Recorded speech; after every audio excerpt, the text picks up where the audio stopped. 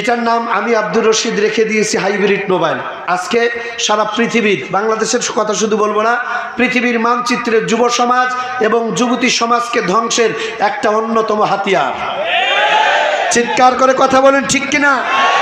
রাস্তার উপরে, দোকানপাটে, ট্রেনে, বাসে, কালবাড়ে, ব্রিজের উপরে বসে আজকে যুবকরা দুই চারটে একখানে হয়, ইমাম সাহেব, খতিব সাহেব, হাজি সাহেব, মুরব্বী সাহেব, বাবার বয়সে দাদার বয়সের মুরব্বী যায়, সালাম কালাম দেওয়ার টাইম নাই, খালি ঠেলে আর টানে। এ যুবক কথা কবি না?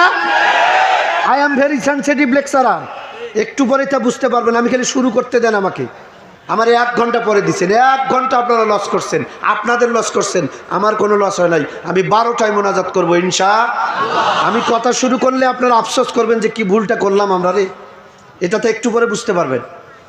এই ঠেলে আর টানে মানে কি?